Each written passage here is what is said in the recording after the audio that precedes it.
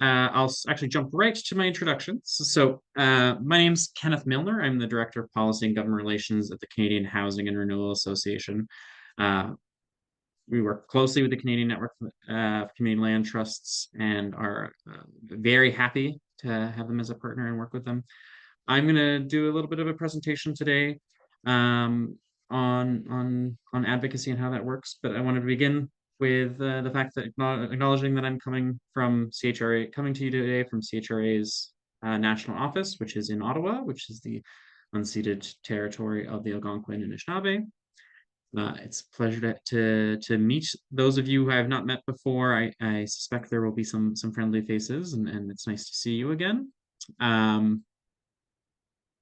Our hope for today is to really just provide an introductory course into advocacy and help people understand and see themselves as advocates. I think that's part of what I'm trying to make sure everyone can see here is that advocacy is very important. It's a very high impact thing that we can do, and it's a thing that we should all see ourselves as advocates. So coming out of today, there's a lot of unanswered questions you'll have. We're not going to get too granular into everything, but hopefully after the 2 hours here, you can start to understand a little bit of what it would take to be an advocate, and you can start to see yourself there.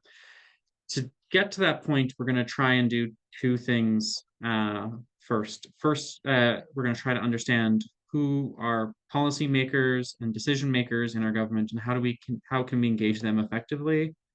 And the second thing is learning how to craft some compelling messages when we're talking to and engaging those decision makers in the public to try and work on our advocacy. Those to me are the critical two pieces of advocacy to begin with. So for our agenda, we've already gone through the introductions and objectives. We're going to start with some advocacy basics. I'm actually going to ask everybody a question off top, so prepare yourselves for the next slide. And we're going to talk a little bit about what advocacy is, why it matters, why it's important. Then we're going to jump into understanding decision makers. We'll do for those of you who went to school in Ontario, a civics 101 refresher or social studies if you were in another province, to talk a little bit about the government, how it works, and who are some of the key decision makers in our public policy and politics process. And then, as I said, we're going to talk about crafting the right message. And really, that's going to be framed as how do you think about and frame your message based on who you are and who you're talking to. And of course, we're going to have activities throughout. I'm going to ask you all questions. I'm hoping to make this as participatory as possible. But at the end, we are going to have a breakout room activity session where we can try to congeal and practice some of what we talked about today. Bit of a disclosure, I've used CHRA's advocacy work as examples throughout, partially because I think real examples are helpful for people to understand advocacy work and how it works. And part because it's something I should know fairly well and feel comfortable talking about with all of you, so I can go into a little bit of detail there. Bonus, we get to evaluate the advocacy performance of my boss, Ray Sullivan, at the very end of this webinar, who I think very highly as an open declaration first. So, advocacy basics. For those on the call, if anybody's willing to share and talk a little bit, can somebody just tell me what you think advocacy means to you?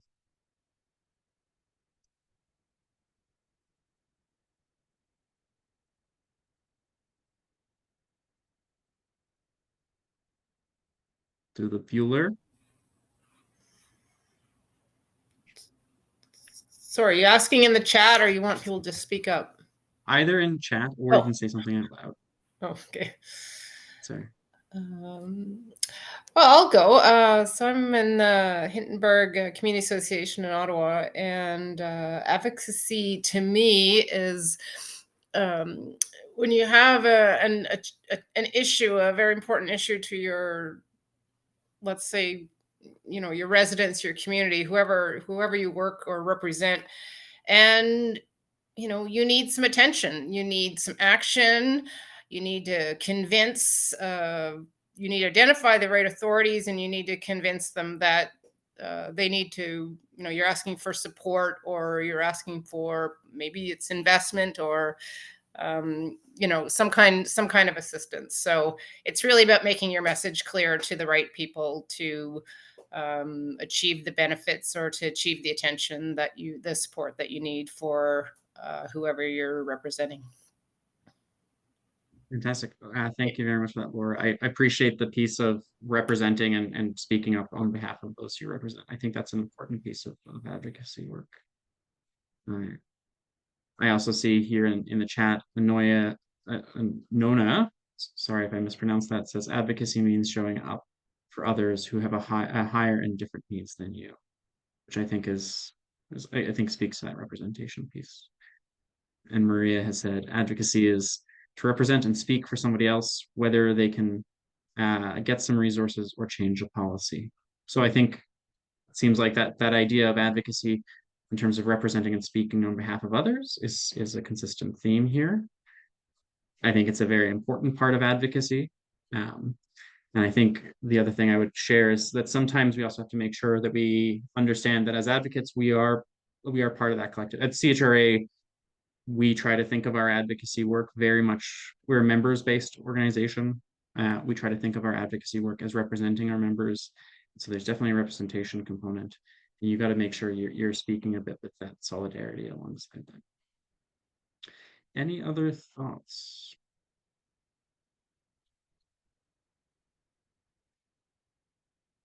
Joe, making someone who has power and influence aware of your issues and want to make the changes for your community benefit. I think that's sort of right on the button. It's about trying to address the people who have power to make a change, and particularly, I think, when we talk about advocacy, talking about the governments and political decision makers in particular. So advocacy work can sometimes be a little bit broader than that. Okay. So why do we advocate? And again, I'm taking a bit of a government focused approach to this discussion. I think that's the most traditional form of advocacy, though corporate advocacy is obviously a thing that some folks do. Governments are institutions that sort of shape our lives. They shape the rules that we live by, and they fund and provide financing and money for a lot of the work that we do in our communities. And to me, advocacy is really about how to make sure we can influence the government in setting those rules, in providing that funding. We can either think about it as ways to secure and influence new funding and programs, things that we think need to be supported. We can try to push for changing existing rules, existing programs, existing spending. And then the third piece, which sometimes is quite effective, is actually just raising awareness about the issues that we care about. I think particularly relevant for community land trusts and at CHRA for community housing in general is trying to raise awareness around different solutions to the housing crisis that we face, and how do we try to think a little bit creatively about how to actually make sure we tackle the housing and homelessness crisis in our country. And actually sometimes it's just a win to make sure that your solutions and your ideas are being considered at the table. Lobbying, as in meeting with and talking to elected officials or government bureaucrats, is only part of the advocacy work that we need to be doing, and only part of the advocacy that we need to be thinking about. It's a very important part, and we're going to get into that in a second, but is only a single component of what real, true advocacy work can look like.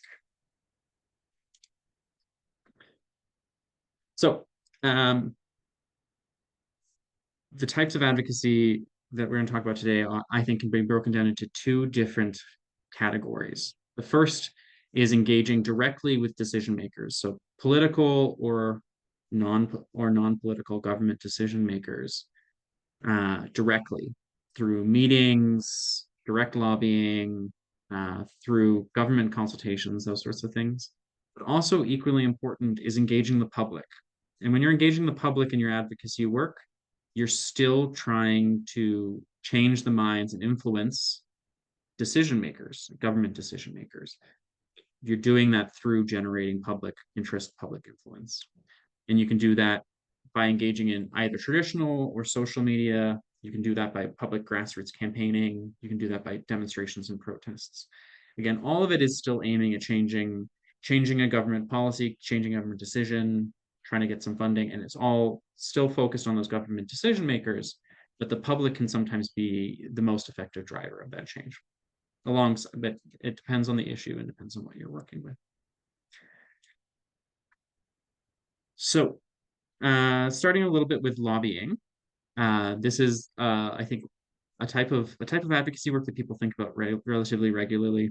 Um, as as a as my role at CHRA, I like to tell people that I'm a registered lobbyist because there's a legal definition of that, and I am a registered lobbyist. I think when I say I work for a nonprofit and housing association, it changes people's image of the work that I do. But lobbying is really about directly engaging with the government, uh, requesting meetings, uh, providing like written submissions to parliamentary committees, meeting with MPs, but also I think meeting with high level bureaucrats. So again, the government is made up of elected and unelected officials. Engaging with both is in particular important. And lobbying is a very, very effective way to drive change. But it is, again, only a single component and can only get you so far. It's limited by your ability to understand the institutions that you're engaging with. It's limited by your public influence and your public credibility, but can still be a very important part of driving that change. Government consultations, I think, are very similar to lobbying, but to me, the differentiation here is whether or not the government is directly outreaching to you or whether or not you are reaching out to them. So whereas lobbying is directly trying to request meetings, engage government. Government consultations are those processes by which bureaucrats or elected officials will reach out to members of their local community to try to engage them on questions and get answers to things that they care about.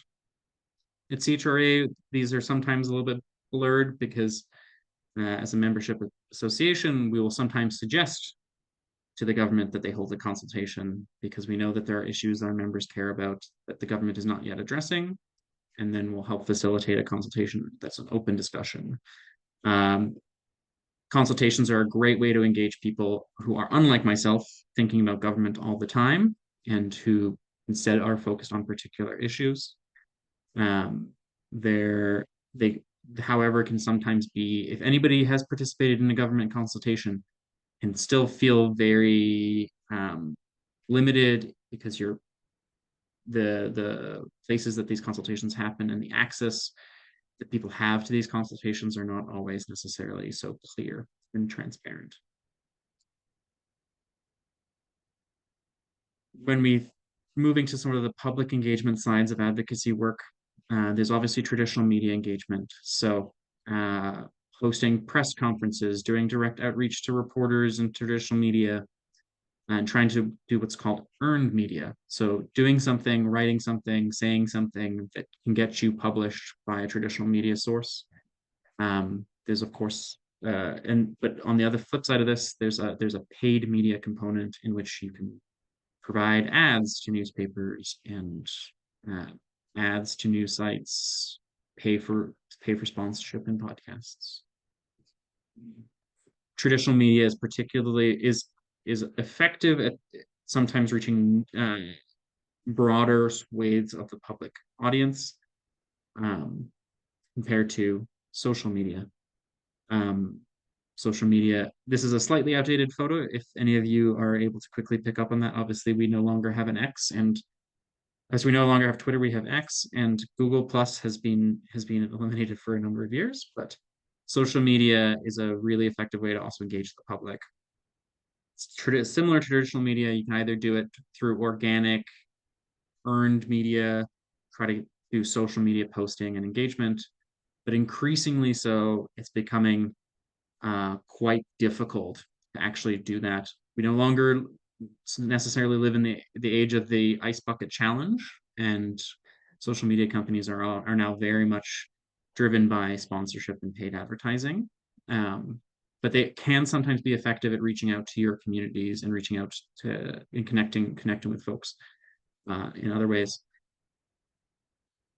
It's obviously part of a larger discussion because social media is now also the number one way that people read their news. And so being able to be engaged on social media is really important in trying to think through your advocacy work.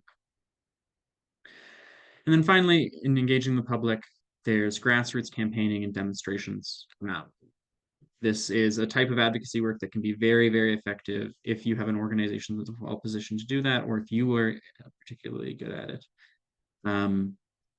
Doing things like letter writing campaigns, e-petitions, or organizing a good old-fashioned protest can be really effective ways to raise the priority of your particular issues at a local or higher level government.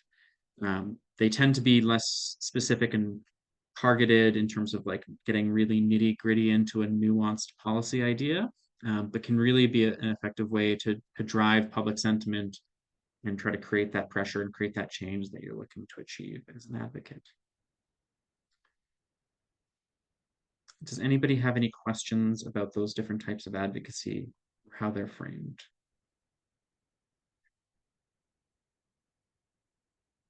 Okay. So let's talk a little bit about decision makers, the folks whose minds we are trying to change when we're doing our advocacy work. Yes, sorry, Laura. Oh, sorry. I just had to think for a minute. Is my Mhm. video on? Oh, okay, Yes, your sorry. video is Okay. on. Um, you didn't mention in the last comment about the grassroots campaigning, and you didn't say anything about petitions, and that's just one example of another format or another method. And just wondering if you have an opinion on how effective they are in in advocacy. Yeah, there's different. Yeah, so I would think of petitions as part of your grassroots advocacy, public outreach type of advocacy work. Hmm. Um, Different types of petitions, and so they have slightly different levels of value. I think petitions are sometimes really effective ways to show a level of support, um, either a large base of support. There's like petitions that sometimes get hundreds of thousands of signatures. Those are valuable assets for you to use when you're talking to decision makers to say lots of people care about this particular issue. They can also be particularly effective with less signatures if they're very geographically concentrated. So if you think about the communities that you folks work in, if you're able to get a couple hundred signatures from your neighborhood, that actually Hmm. can be a pretty powerful and impactful thing. So I think petitions can be impactful if they do one of those two things. Either they have a very, very large outreach because they have a very, very large coverage area, or if they Okay. have a very targeted geographic area that you can apply. Because if you go to a city councilor with a couple hundred people's names on a petition, they're probably going to listen to you because they probably won their seat by a couple hundred votes. Okay. Yeah.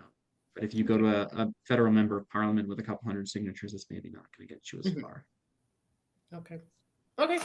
Good. We're that's one of our tools. Okay. Great. Thanks. No problem. And yeah, there's just quickly on that. There are if you're trying to engage the federal government and provincial governments, there are sometimes actually like official petitions and things you can do that you can table as part of the House of Commons or your legislative assembly. But that's a bit of a wonky thing that I'll say, but those can be pretty effective as well. Um, so decision makers. Uh, Sorry, I moved the chat bar so I couldn't go to the next one. When we're engaging with government, and I'm focusing here just on one level of government, I'm focusing on the federal government for now, mostly because I think if we get ourselves caught into the loop of differentiating provincial, federal, and municipal governments, it's going to become a very long discussion. But focusing on the federal government, just as a way to start to understand this, uh, for those who remember your civics classes, the government governments break down into sort of three bodies: executive, legislative, and judicial branches. The executive is the part of the government that's responsible for running the government, spending the money, doing the things, running the programs. The legislative part of your government are the part of your government that is responsible for writing laws and for deciding how much money is allowed to be spent. So they sort of set the rules of the system. The executive runs the government, and the judicial is enforcing the referees that enforce the rules set by the legislative assembly. So your legislative assemblies set the rules, set the budgets. Executive branch spends the budgets, operates the government, and judicial enforces the rules.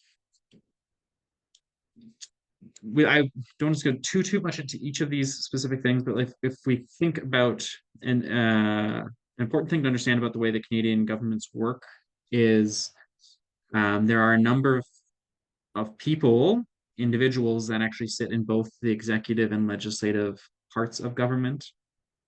As you can see here in the federal level, the Prime Minister and their office, which is the PMO, the Prime Minister's office, uh, are both part of a legislative body. Like a prime minister is an elected member of parliament, and they are an elected MP that is a part of a legislature, and they are also the head of the government. To make things simple, those who know the nuance know it's not entirely true, but for our cases, that's it.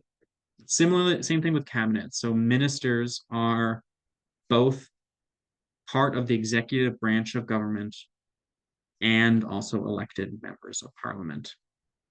Um, the other pieces here you see around the central agencies and the line departments, those are filled with, as you can see there, under their bureaucrats, government officials who are unelected but who work day to day in the government, making sure that operating the government to make sure that the government continues to work. They're nonpartisan and work with whoever is elected, provide advice, and can be highly influential in the way programs are designed and delivered, the way that funding is designed and delivered. But they aren't actually, they're there mainly to implement the agenda of the government, regardless of who's there. PCO, just so everyone knows, the acronym is the Privy Council Office. Basically, the Prime Minister has two offices to fill the two roles, both as a politician, which is the Prime Minister's office, and as the head of government, which is PCO. And that PCO is also staffed by bureaucrats, not political staff.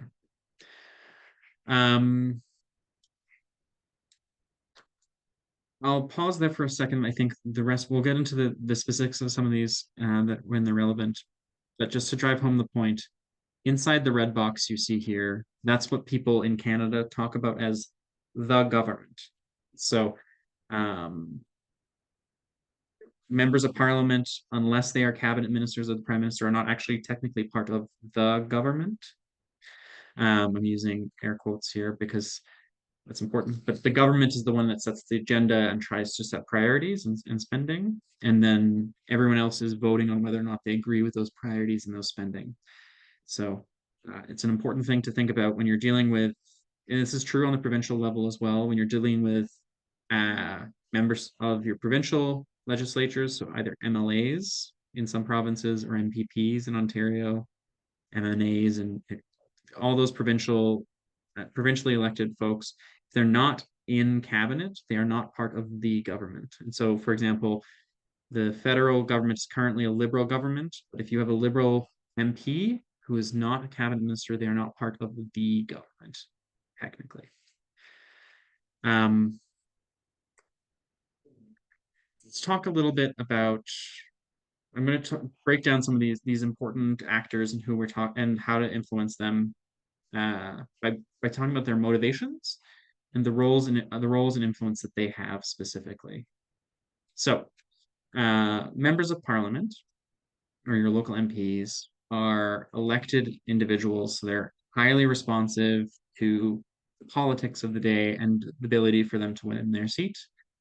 They're elected by ridings, so they tend to be more invested in their communities and their regional issues. A conservative from Alberta is not a conservative from Quebec. a liberal from BC is not a liberal from Atlantic Canada. They do care about quite different things. They have quite partisan allegiances. They are people who have decided to run for a political party, and they are you and have partisan ambitions. But they also do, and I would strive to make sure that everyone understands this. There are very few elected officials, I think, that don't care about something. They are personally invested. They are not largely selfish and individually driven people. They've decided to do this thing because they care. Whether or not you agree with their particular brand of what a future looks like for us collectively, they do care and they usually are driving towards that. And you can try to understand their personal interests and beliefs as a way to influence them. MPs are the people who select who will be the prime minister. Contrary to popular belief, we don't elect our prime minister, we elect MPs who pick the prime minister. Um, the way that works is it now largely is whoever has the most seats in parliament. They sit on parliamentary committees and do particular studies. So they often have particular niche interests based off those committees. When we talk about housing issues, we talk about um, parliamentary committees like the Committee on uh, Human Resources and Social Interests. Uh, they will particularly focus on issues such as housing. They provide member statements so they can stand up in the House of Commons and speak on an issue, which can be pretty impactful for your advocacy work. They can sponsor individual pieces of legislation, which are called private members' bills, and they can vote on issues up or down. Largely, they do that along party lines, but sometimes they have what are called free votes, and that's where they can be helpful. But also, they are inside their own political parties and their own caucuses. They can be champions of your issues, can be highly impactful. Trying to understand who are the folks that care about the issues you deal with in each political party can be a very effective advocacy strategy. And finally, as elected folks, they are great at making public statements and doing engagements, which can help drive public interest. Uh, Senators. So we have two legislative assemblies, and the senators are the unelected representatives. They are representing provinces, so they are somewhat regionally focused. They come from provinces.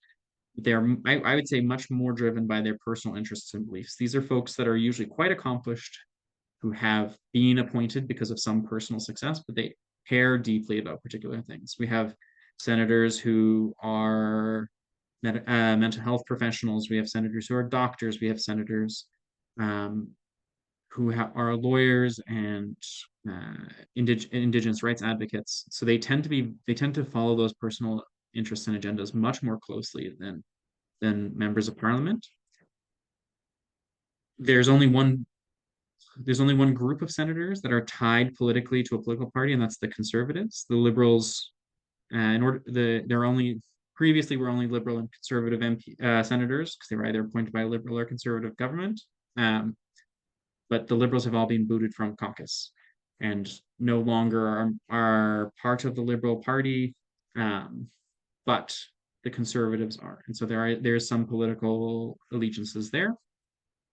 They also similarly sit on committees. They can make statements. They can support their own legislation. They can vote on issues as well in the Senate, and the Senate does not really fall along party lines very often and can be public champions. And particularly for issues, if you find a senator that cares about your issue deeply, they can sometimes be much more invested than individual members of parliament. Political staff. So much much of the government, I joke, is run by 20 and 30-year-old political staffers, who are the people who work inside MP and senators' offices day to day, helping them make decisions, keeping them briefed on issues, and keeping their schedules. They're all very partisan. They've all joined political parties and work for those. Again, in the Senate, slightly differently, but thinking a little bit about the House. They're The way to think about them is they are often the gatekeepers for your political message. And on a day-to-day on a day-to-day working relationship, I would say when I'm doing advocacy and lobbying on the federal level with members of parliament, I'm talking a lot more to staff sometimes than I am to individual MPs and senators because they are so influential in shaping that message. Um, they are also the ones that will write the things that the MPs say out loud. They will write the pieces of legislation. They can be very, very high impact contacts. Leaders' offices. So each political party has a leader's office. If you're the government in power, you get to be, that's the prime minister's office. If you're the second most populated party in the House of Commons, you get what's called the office of the leader of the opposition.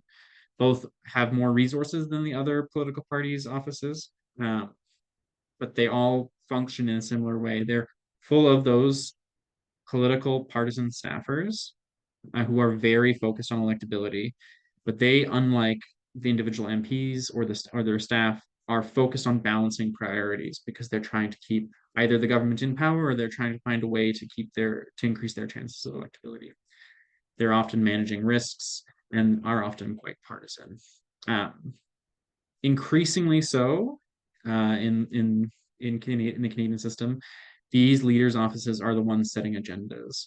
Uh, More so than individual MPs sometimes, and more so than even cabinet ministers. The unelected staff of the leaders' offices are often making final decisions. They're the ones selecting cabinet ministers and working on behalf of whoever the leader is of a political party. And with that comes sort of a lot of weight. Uh, Bureaucrats. When thinking about advocacy work, I think this is one of the most underutilized groups in advocacy.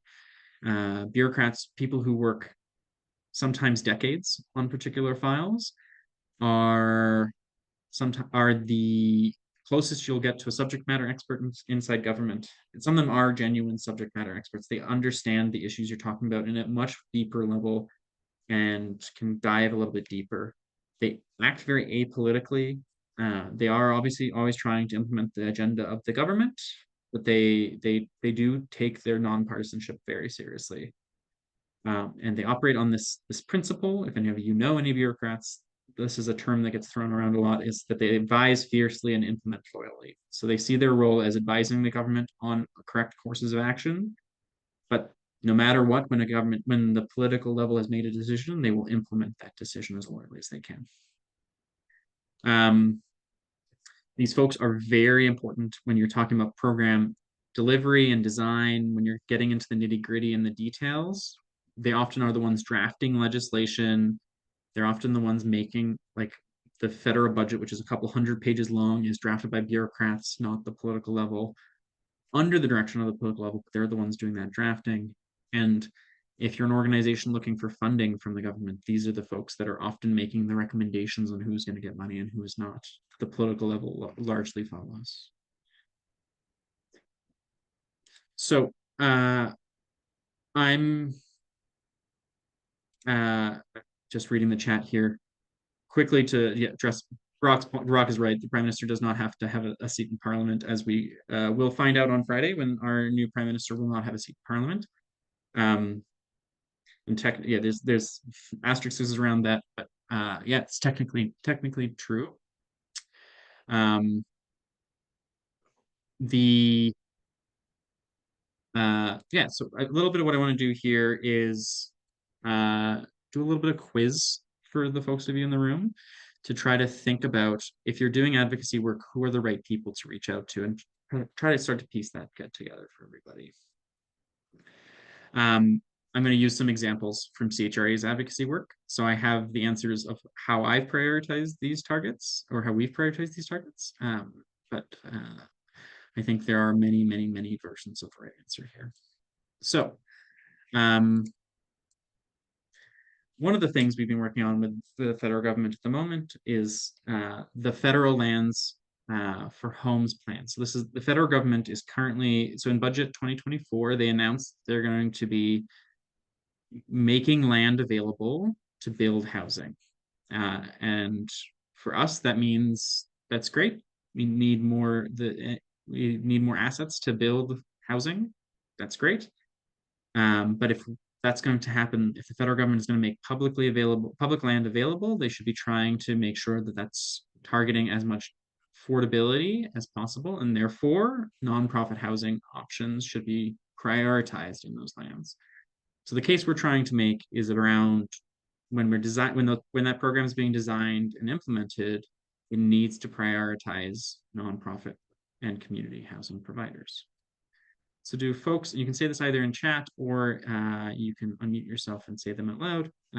Who do you think would be the right targets for this type of advocacy work?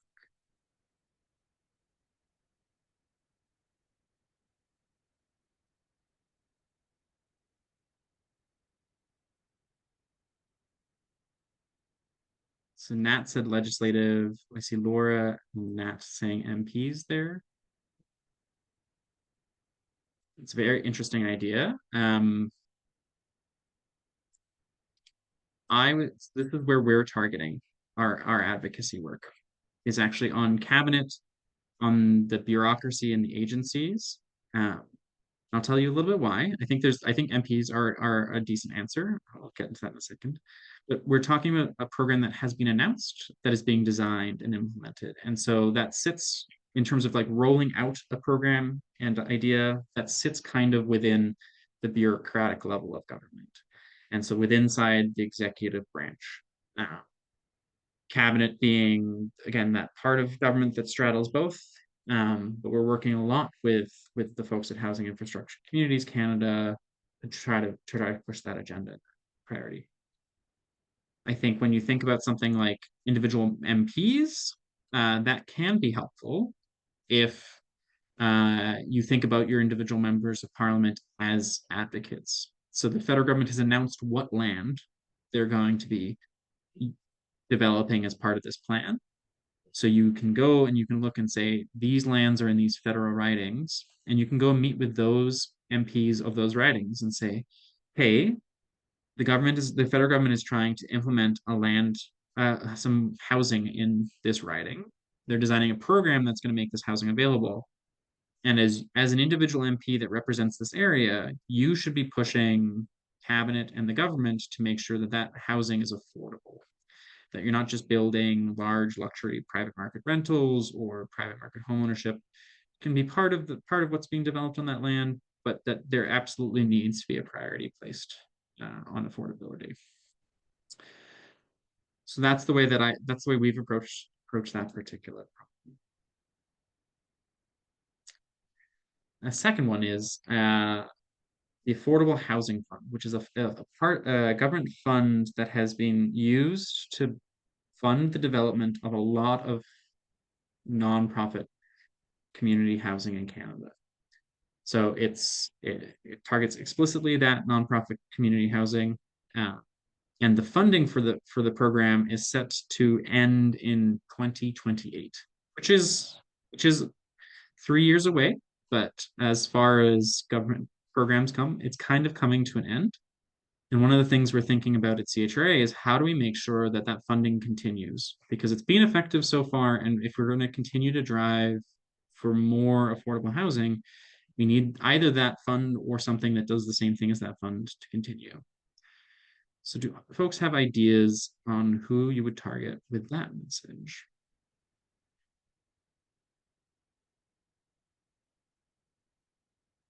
I also used to be a teaching assistant, by the way, and as an anecdote, I find that sometimes giving people long pauses is very helpful. So I'm comfortable sitting in silence at any time.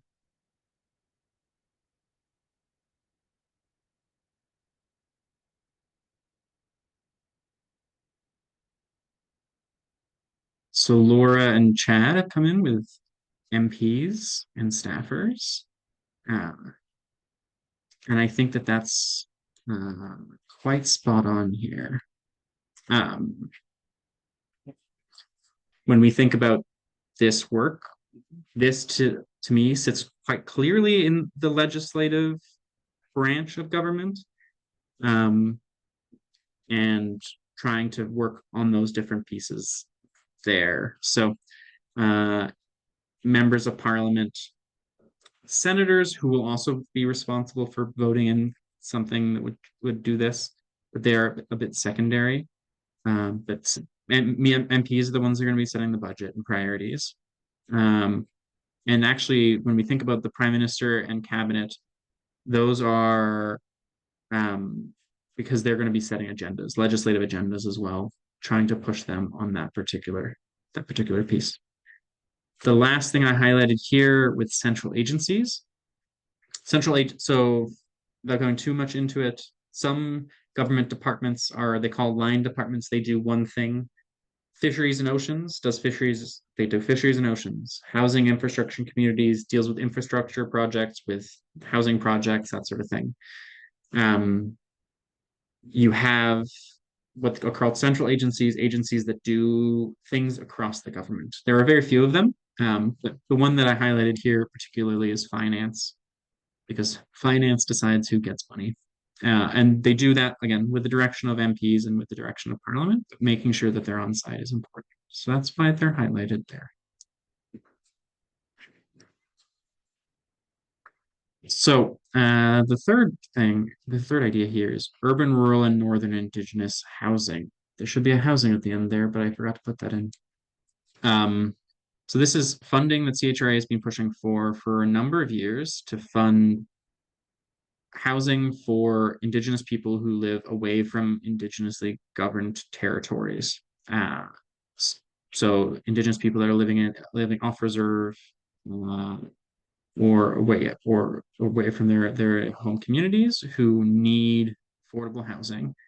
The government committed 2 years ago to actually announcing $2.8 billion to fund that work. They launched a program. They were selecting a proponent, but they've stopped short of actually announcing who's going to get the money, and it's kind of stuck now at a political level decision. And with Parliament being prorogued with a potential election, it sort of paused this whole program in a way that's sort of uh, quite impactful, because this funding can and should roll out soon. So, when you're trying to face that particular sort of problem, do folks have an idea of who might be effective people to target?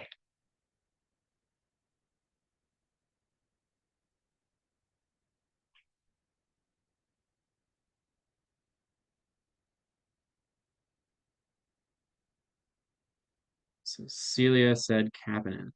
I think and Anona said leaders, senators, cabinet, and PMO. Uh, I think those answers are sort of pretty spot on. Um, it is a pretty high level decision that's being held up at a very political level, and so cabinet and PMO, or the prime minister in his office, who are responsible for making those announcements, are really, really good targets. Individuals and members of parliament, I think I saw senators, and I think senators could be effective here, particularly some of the senators that have spoken a lot about housing and Indigenous issues, and particularly housing and Indigenous issues specifically.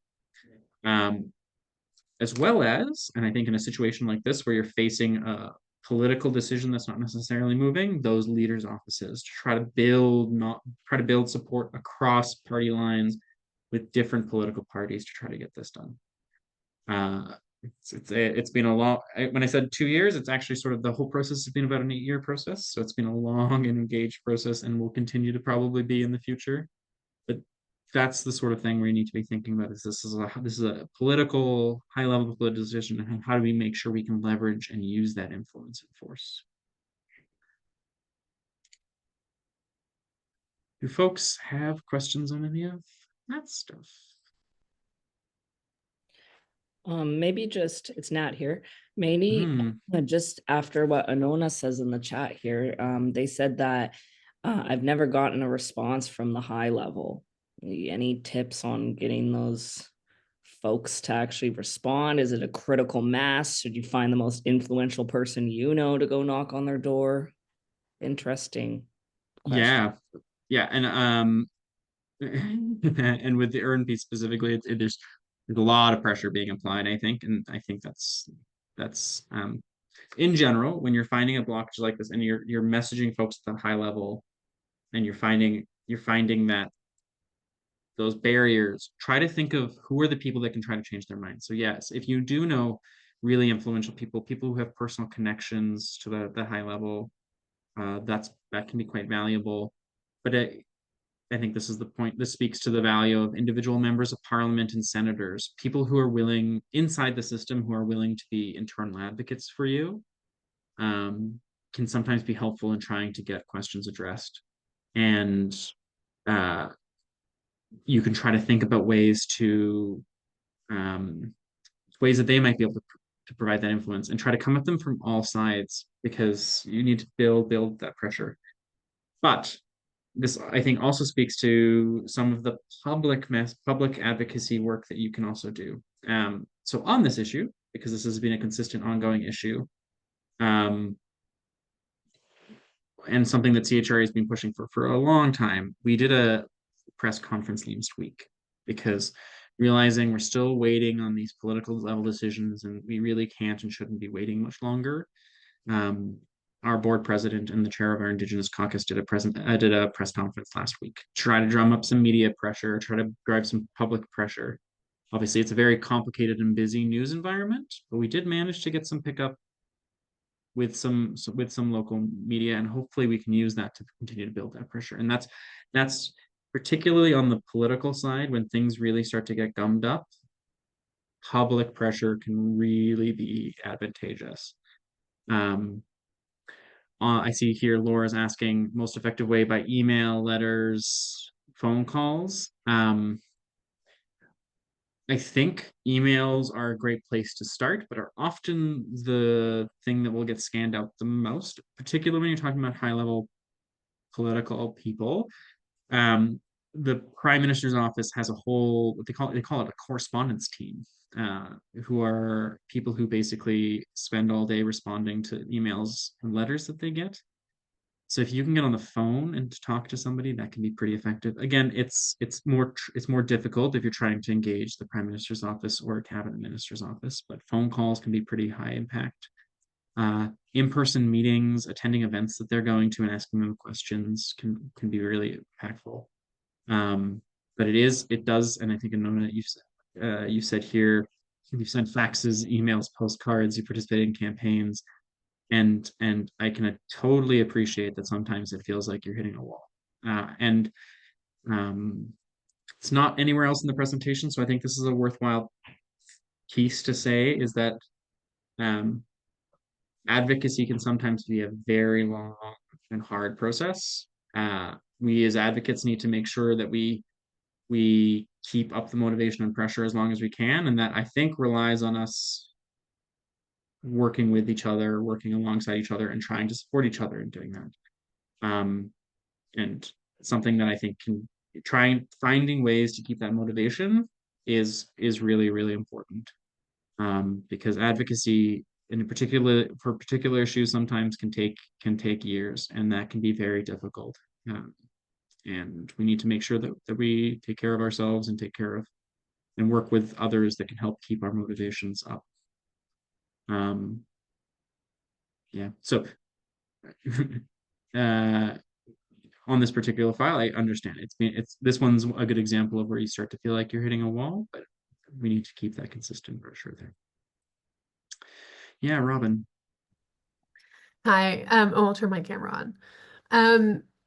We have found really good success, not at the federal level, but municipally and provincially, starting the relationship building during election campaigns, like starting really, really early with reaching out to every single candidate and bringing them in, or like like here we have Housing Central, which is a group of nonprofit housing organizations and things. So yeah, when you were talking about the long haul, that really resonated. We've been working on stuff for 15 years for co-op housing. But yeah, reaching out to individual candidates and getting kind of commitments during an election campaign that then afterwards you can reach back out. And federally, if you're in a city and your MP is maybe in the opposition where they have less leverage, but the neighboring MP is from the governing party, like that's really important, is to sometimes ditch your MP and move over to the next riding and try and foster those connections early too. That's a great point. Long-term relationship building, I think, yeah, and advocacy, we have to think about, we're always in it for the long haul, and long-term relationship building can be a really important way to do that. And that, yeah, just being consistent and showing up is really important. And yeah, trying to broaden the base of people you can engage with as much as possible is really important. As I think you pointed out, it's much easier to do in cities if you geographically closer. But that's, yeah, that's all great advice. Any other thoughts or questions before I move on to the next section? Hi, it's Laura. I just wanted to, I support what Robin just said, because we just had the provincial election, right? And so we were definitely, as a community association, sending all of our priority questions to all the candidates and, you know, trying to get assessment of where they lie on certain issues. But sorry, I just lost. I just lost. Oh yes. Okay. So a lot of the answers are, oh, that's provincial. Oh, that's federal. So I think it's about the building of the partnerships, and whatever level you're working at. In our case, typically it'd be municipal as a starting point. Is to get your allies and get your partnerships, and, you know, so that they're supporting you in your campaign or your fight or your struggle or whatever it is, right? Because they will very easily say, it's not our responsibility, it's not our area of authority or something like that. So, you know, it's always about, we elected you at a certain level, and we want, you know, we need your help along, and as part of the whole advocacy effort. So anyway, I just wanted to say that. Yeah, that's great. I focused on the piece about everyone passing the buck because I think this is very true. The Canadian political system is great in many ways. I are defender. The one thing that is not great is the buck passing across the different levels of government that happens regularly, particularly when we're talking about land and housing. It's one of those things, because it's not well defined within our constitution. Everyone can try to. And there's an important piece I think we need to think about as advocates, that we keep up the pressure, and sometimes, and know that and if you know an answer is deflecting, that's fine. If you keep up the pressure, eventually they're going to have to hear you. At least this is how I think about it. So yes, definitely lots of book passing, and particularly when something's not going well. A good politician's always going to try to make it somebody else's fault. So I say good politician specifically, like that's as a career. Want to move on now to crafting the right message, and try to think about how we can start to frame things when we're doing our advocacy work and talk about them a little bit.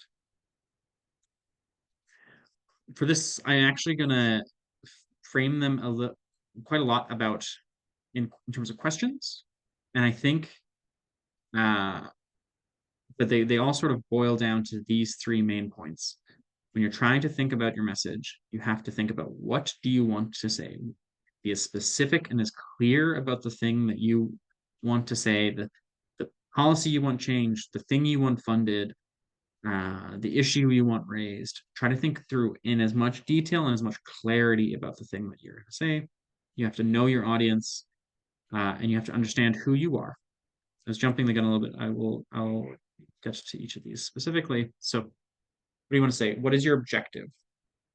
Again, what's the thing you're trying to accomplish? And then what is the change you're doing, the change you want and are proposing? How is that going to achieve your objective? So your objective is not necessarily, I want funding to build this new housing development in my community. Your objective is to provide more housing for people in your community. The change you're proposing is the funding to get there. Think through what evidence do you have to support your position. And then this last piece, which I think is very important, is to think about how clear and concise your recommendation is. I think we all fall a trap we all fall into is that we are very heavily invested in the issues we're advocating on and the issues we're thinking about. And so we tend to be a little bit long-winded, and we tend to be overly complicated about the thing that we're trying to say. And you have to try your best to get as clear and concise as a message as you can. You have to also know your audience. So on that, which decision makers are you trying to, whose minds you're trying to change? Or if you're engaging the public, what part of the public are you trying to engage? Who do you think might be sympathetic to your message? How do you think your message might resonate with them? You have to think about what their priorities are, what their motivations are. You have to think about the most effective ways to reach those particular people. So we just talked about this with high level folks. Is sometimes it's easier to sometimes hit them with lots of emails and written contacts, harder to hit them with phone calls. But what's the best way for you to actually get your message filtered through? Do you have examples of things that you've worked on with the group that you're engaging with in the past? So on the point about if you engage your local MLA, MP, city councilor during an election, you're starting to build that relationship. And then after the election, it's going to be easier for you to actually have that contact with them and say, hey, really great talking to you over the summer. We're now working on this thing. Here's some ideas we have. And those long-term relationships can really, really pay off and help you cut through the noise, because those folks are going to hear from a lot of different types of people. And then I think a thing that gets really undervalued as well is understanding who you are. So what interests do you represent and who do you serve? What's your relationship with the audience that you're engaging with? What's your brand credibility? And what's your awareness? And what do you have to offer? So thinking about this at CHRA, it's a thing we are always consistently engaging with. We drive all of our credibility with political folks around the authority we have from our members and speaking on behalf of our membership and the expertise and solutions we can bring to the table. There are organizations that have more public outreach who can do big ad buys and do massive social media campaigns. And that's where they're deriving the power of their authority. CHRA really is about representing our members and speaking on behalf of our members and aligning our credibility. And that's important for us to do even before we start advocating, is to make sure that we are well aligned with our members, that we actually understand them, so that when we are doing our advocacy work, we're not undermining our credibility in that fact. Really important to try to think about who you are and why it's important. Like why the person you're talking to will care about what you have to say. Why are they listening to you in this specific moment? Are you a constituent? Are you an expert? Are you a subject matter expert? Are you able to mobilize a bunch of people who might vote? Really, really try to understand that, and that should inform and shape how you deliver your messages. So, as I mentioned earlier, we're going to do a little bit of evaluating my boss. So Ray Sullivan is the executive director of the Canadian Housing Renewal Association. Last year, he testified at a parliamentary committee that was talking about federal housing investments over the decades and how that's impacted or not the housing crisis. So we're going to watch his testimony a little bit here, and then I'd love to get people's thoughts about what they've seen here, about Ray's messaging, and what worked well for you, what didn't work well. Again, he's speaking to members of parliament in the parliamentary committee. They are politicians of different stripes. There's a member from every political party on the committee. And the reason I'm comfortable sharing this is, one, I told Ray I was going to do this. He thinks it's a great idea. If anybody has really good feedback for Ray, he's always open to hear it. But also, I helped prep him for this. So in some ways, we're going to be critiquing my own work as well. So I'm going to stop sharing the screen just as I make sure that tech works correctly.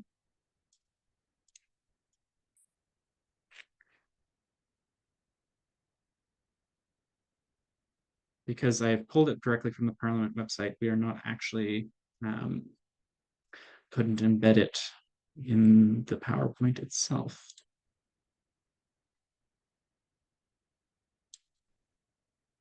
Okay. I'm going to press play. And Nat, can you maybe just throw in the chat when I do that, if you can hear the audio?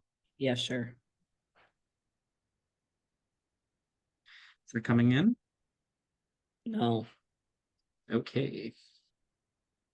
Maybe I should have thought about this piece. Let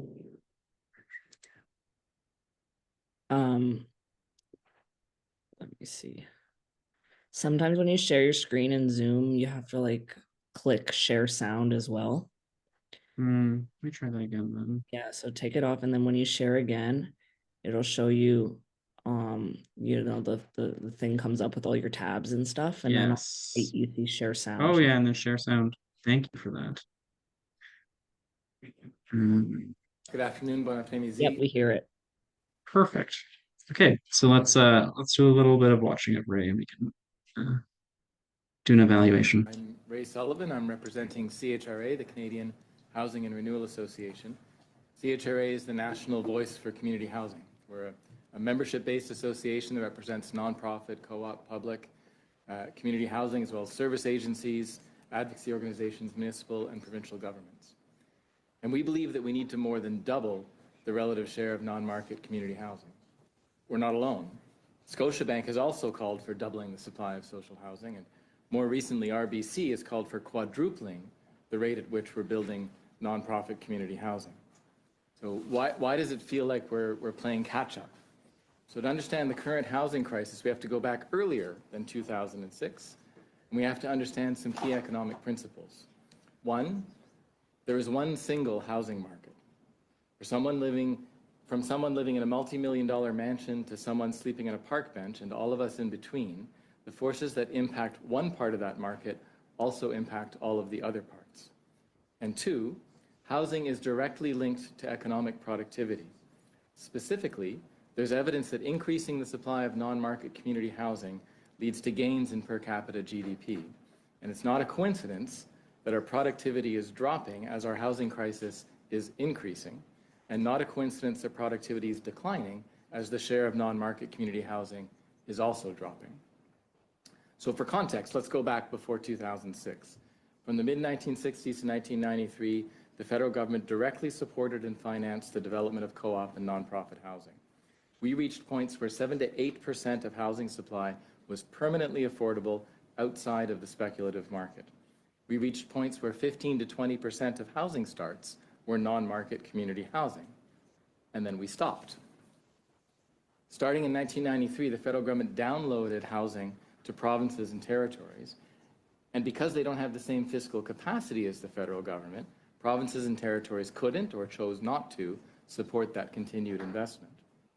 We faced more than a decade where new supply of affordable housing was interrupted.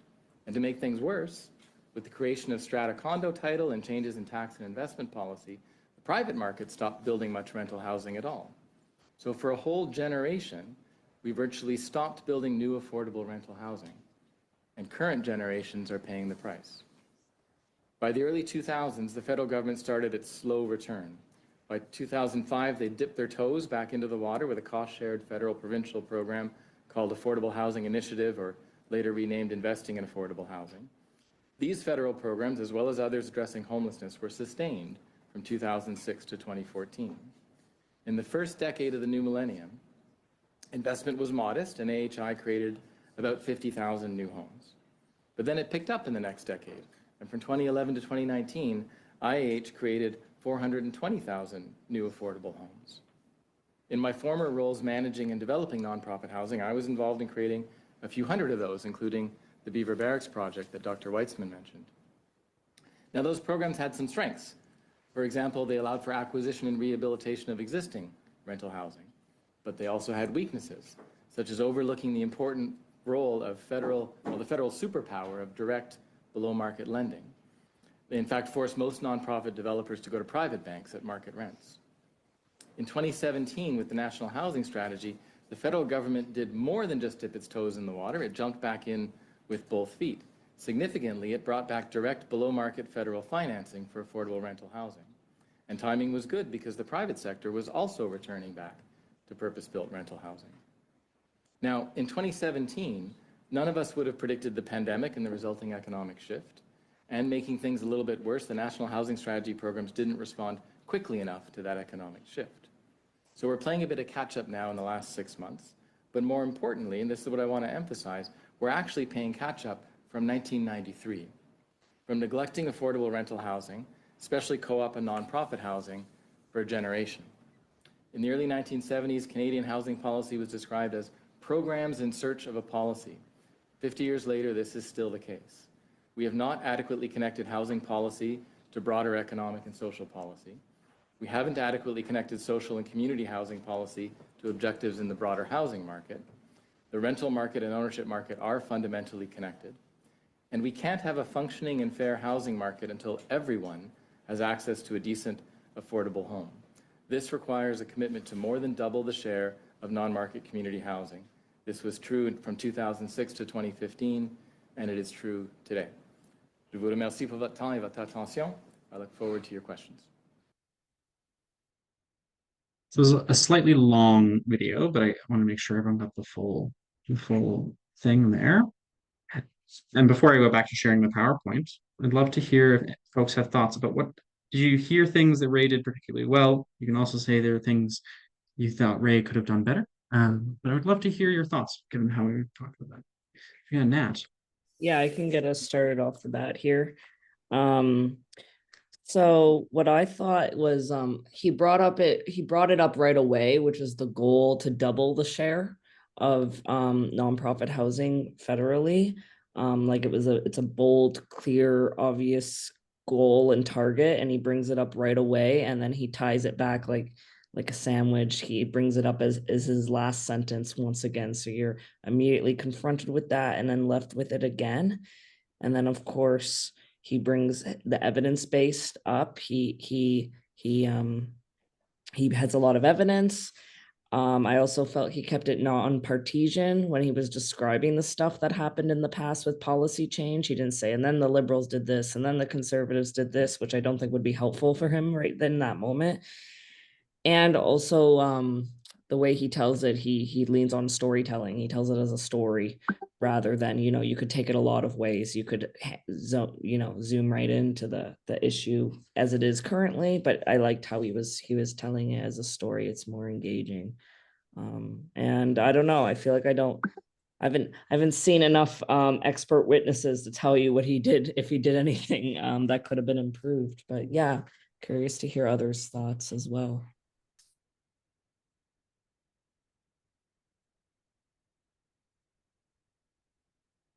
And I said they like the use of facts.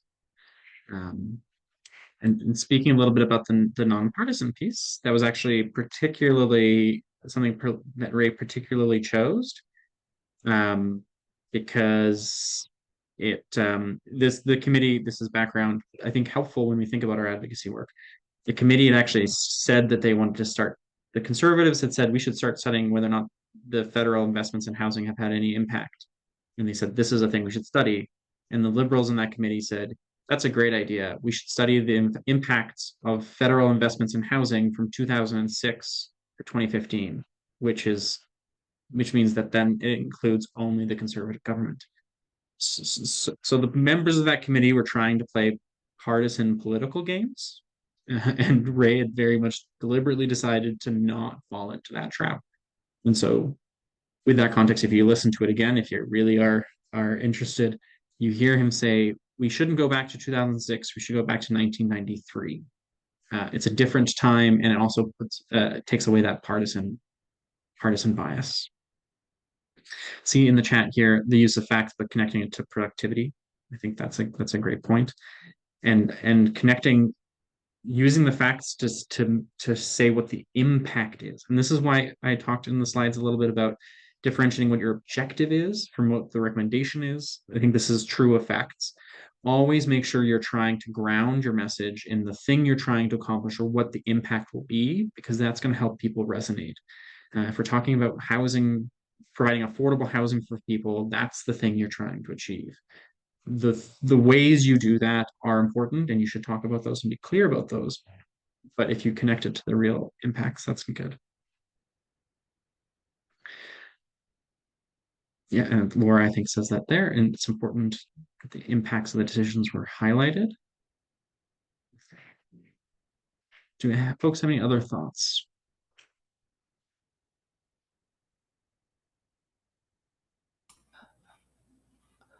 I just wanted to say, like, I'm sure Ray had a particular time limit to speak within, right? So it's all about, I thought maybe it went on too long, but if he was given whatever it was, 5 minutes or 17 minutes was the whole video, it's about spacing out your message so that you're going to use it and it's going to be well structured, and that it's going to be appropriate to the type of well, it's not a speech, but whatever whatever you call it. This is Mm-hmm. Yeah, this it's just talk, it's testimony. Right. It had to be appropriate to what, the format that others follow, and, how he had to get his message across in the time that he had. So, that's always important. So. Very, very good point.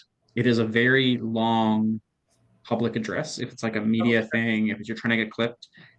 But yeah, the time limit for the parliamentary committees is everyone gets 5 minutes at the top to say what they want to say. So it was about 4 minutes and 50 seconds. So we did well at staying in the time. It'd be a terrible thing to do if you're trying to get clipped in the media. And inversely, the speaker who went just before him actually got cut off, because you get cut off by the chair if you go for too long. And so the speaker before had not done that prep work and got cut off and didn't get to finish their remarks. But it's a very good point. You've got to know the time limit that you're working with. I see some questions from Claude and Brock afterwards, and I'll do those in a sec. And the last thing I want to say that I think is worth highlighting, that I think ties with what we're talking about in the presentation, is the piece around trying to highlight who you are in that conversation and why people should listen to you. And Ray starts at the beginning with, we represent nonprofit co-op community housing providers across Canada, municipalities, yada, yada, yada. That is important context for the MPs in that meeting to think about, okay, who am I talking to and what might they be thinking about? Later on, and this is, I think, as advocates, we need to use both the boxes and jobs we currently sit in, but also our own personal experiences. He does at one point say, as a person who used to operate a community, or used to run a community housing provider, and who built housing under a previous government program, because that connects with the subject and lets the committee and the folks know that he's not talking about this abstractly as an association executive director. He's somebody who has actually built housing using government funding, which I think is useful. I'll go to the questions that I just want to check actually. Yeah, we'll go to the questions here in the chat from Brock and Claude. The question of why so much more housing was built in the 1970s with a smaller population, I think, is best reflected and simply put in terms of government priorities. And it's mentioned a little bit in the testimony there about government prioritizing and developing programs and funding the building of affordable housing. And Claude, your question about what percentage of the electorate prioritizes affordable housing, how many votes? And that's a great question. I can we're going to go into an activity next. I'll answer your question once we go into the activity, and I'll have some time to pull up the data. Trying to think about what the public thinks about these issues as a tool of leverage is important. And there's some of the folks at Canadian Real Estate Association, Canadian Land and Homelessness, and the Co-op Housing Federation Canada commissioned Advocacy data to do some polling on this to try to understand what Canadians think about affordable housing. And it's still a major priority for Canadians. It's in the top 3 issues Canadians are thinking about. I think politically, the US and the trade war is dominating, but it is a top priority for people, and it really connects on the affordability side and the way that people think about inflation and their pocketbooks and how they're able to pay for their housing and keep secure. And I'll share the slide from Abacus because there's some really interesting statistics in there that go a little bit into detail that I'll free up in the meantime. So, and yes, anybody who has not read Carolyn Weitzman's book, you should definitely do so. It's a fantastic, very worthwhile read.